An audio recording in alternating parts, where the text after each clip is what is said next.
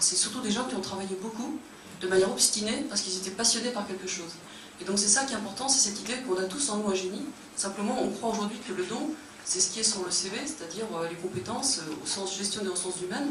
Et donc, j'ai telle compétence, je rentre dans telle case, et donc je vaux autant sur le marché du travail.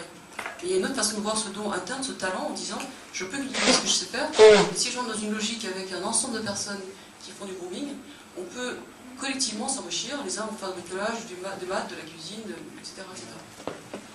Alors, deuxième point maintenant, de manière très concrète, on travaille actuellement avec des gens comme Bernard Stiegler, je pense que vous connaissez, Ars Industrialis, sur ce qu'on appelle le temps non contraint et l'économie de contribution. C'est-à-dire, est-ce que ce que je vous raconte là, c'est applicable à l'ensemble de l'économie, ou est-ce que ça reste marginal, juste dans les AMAP, les ONG, etc.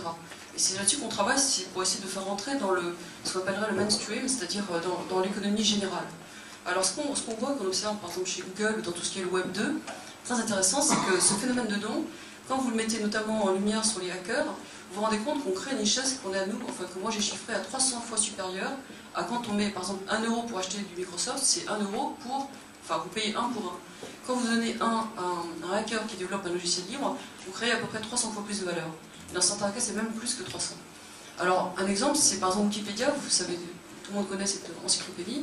Je ne sais pas si vous saviez que c'est le 6e site le plus visité du monde, mais il n'y a que 7 salariés. Le reste sont des bénévoles. C'est tous des gens qui sont passionnés par ce sujet et qui le font. Linux, c'est pareil.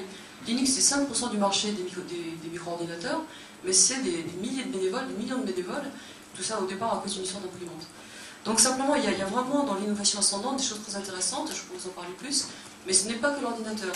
Aujourd'hui, vous le trouvez dans tout ce qui est notamment lié aux loisirs et à la culture. Par exemple, il y a pas mal de boutiques, de boîtes qui font de l'innovation ascendante, comme on dit aujourd'hui, donc bottom-up, dans le domaine, par exemple, du sport. Le surf, les gens qui ont inventé, par exemple, toutes les innovations sur les planches à voile, les footstraps, etc., c'est simplement des labos qui sont